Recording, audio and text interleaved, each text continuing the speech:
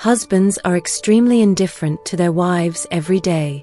Only when they lie in bed together will they become enthusiastic. The wife felt that she was like a tool to vent her husband's desires. From that night on, she decided to find someone to vent her desires. The bedroom smelled faintly of lavender from the candle she'd lit hours ago, now a stub of wax pooling on the nightstand. Emily sat on the edge of the bed, the sheets cool against her thighs, her fingers twisting the hem of her cotton nightgown. The air was thick, not with heat but with something unspoken, something that had been building for days. Outside, the fictional town of Willow Creek hummed softly. Crickets, a distant car, the occasional bark of a dog. Inside, silence pressed against her ears. Mark came in late. She heard the door click, the soft thud of his shoes on the hardwood, the rustle of his jacket as he hung it by the entrance. He didn't speak. He never did when he knew she was waiting. Emily's pulse quickened, a slow thrum beneath her skin. She didn't turn around. He slid into bed beside her, the mattress dipping under his weight. The warmth of his body reached her before his touch did. His fingers brushed her hip, tentative, like he was testing the temperature of water. She stiffened. Not enough to pull away, but enough for him to notice. "You're still up," he said. His voice was low, careful. The kind of careful that carried weight.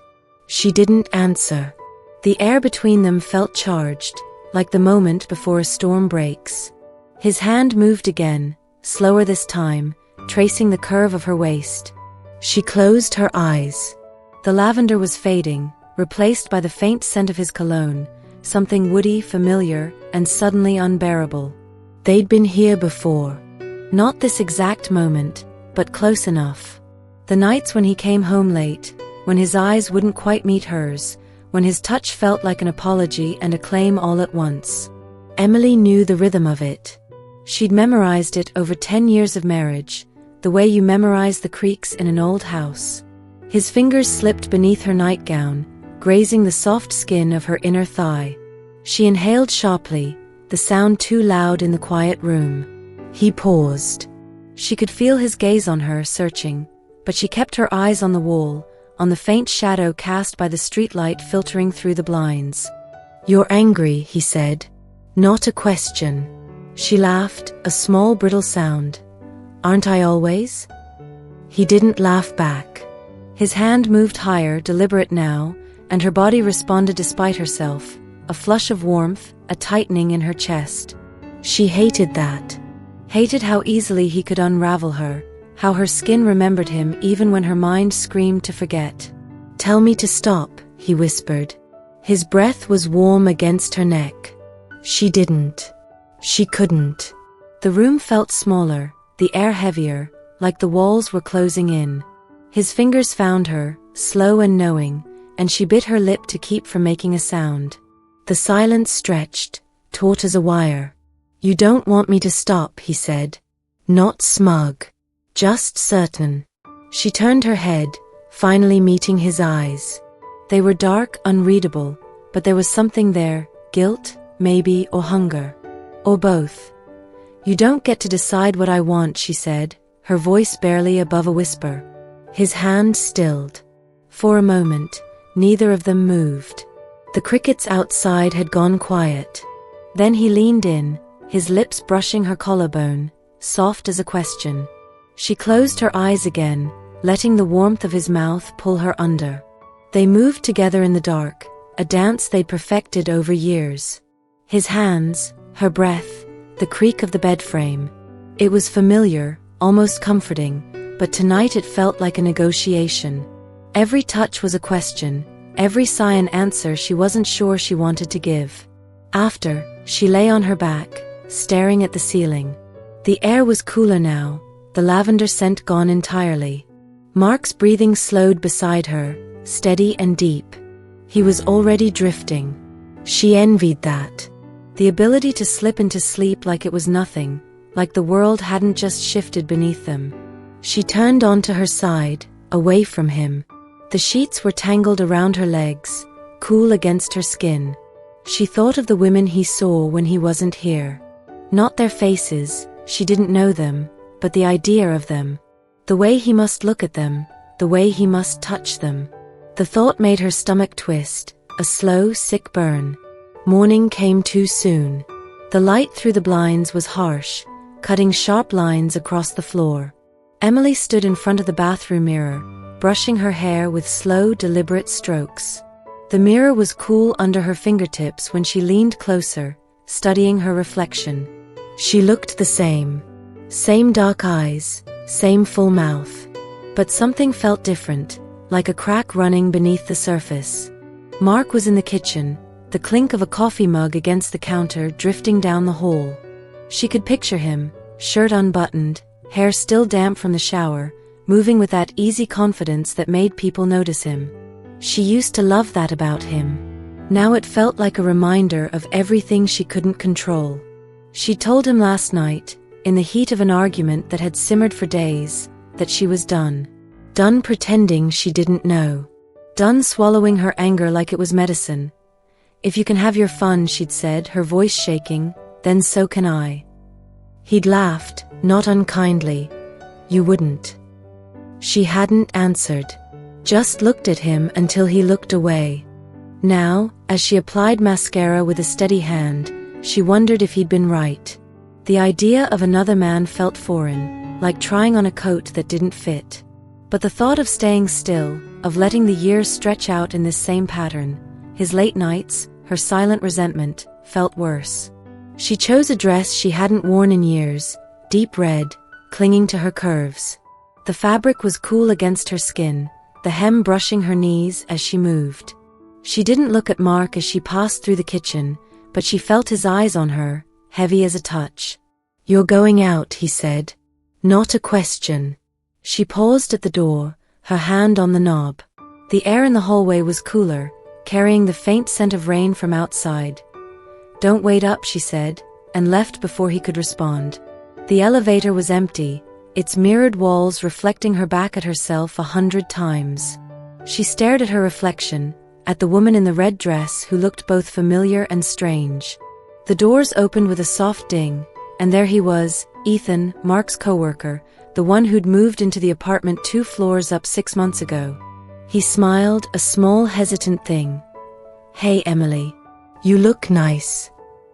She nodded, stepping inside. The doors closed, trapping them in the small space. The air smelled of metal and his cologne, something clean and sharp. He didn't mention Mark. Didn't ask why she was dressed like she was going somewhere important. Just stood there, hands in his pockets, his gaze flicking to her and then away. "You eat yet?" he asked as the elevator lurched downward. She shook her head. The silence between them was different from the one she shared with Mark. Lighter somehow. Less like a weight. "Come with me," he said. "There's a place downtown. Good coffee." She should have said no. Should have stepped out at the lobby and walked away. But the thought of going back upstairs, of facing Mark's questions, his assumptions, made her chest tight. She nodded instead.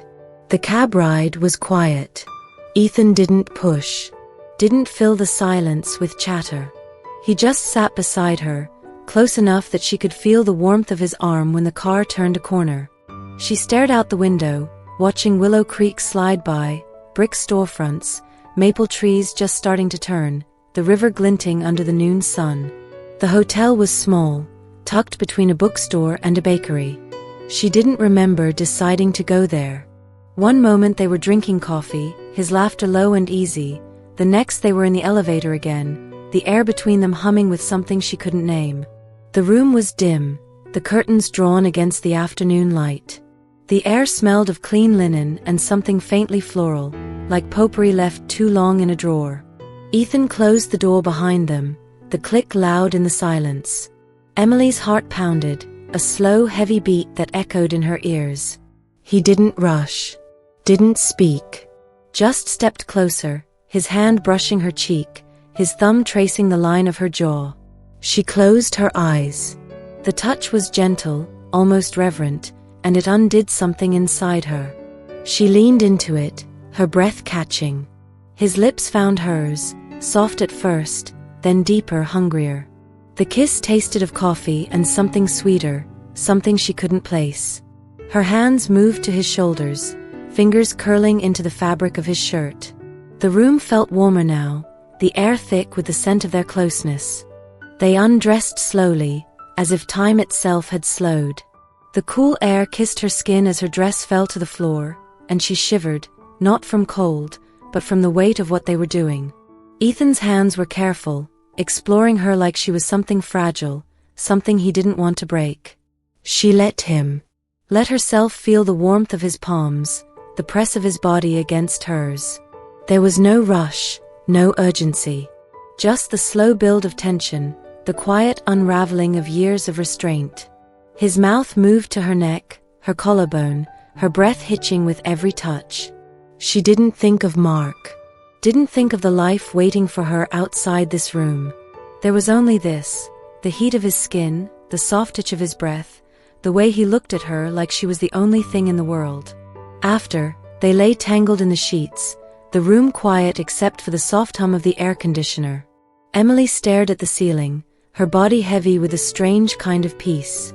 Ethan's hand rested on her hip, his fingers tracing lazy circles. She didn't move away. "You okay?" he asked, his voice rough. She nodded, but the truth was more complicated.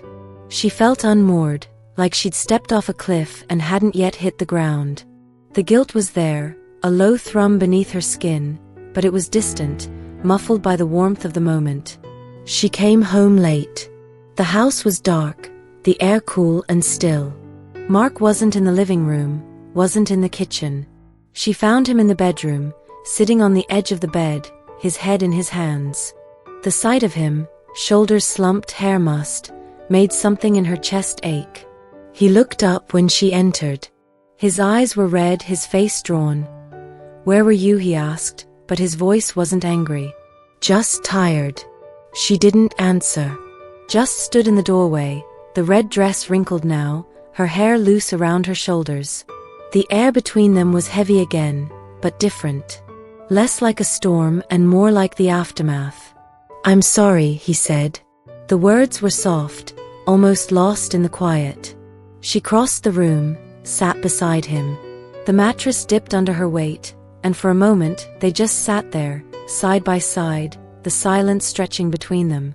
She could feel the warmth of his body, the familiar weight of his presence. It was comforting and suffocating all at once. "I don't know what we're doing," she said finally. Her voice was steady, but her hands trembled in her lap.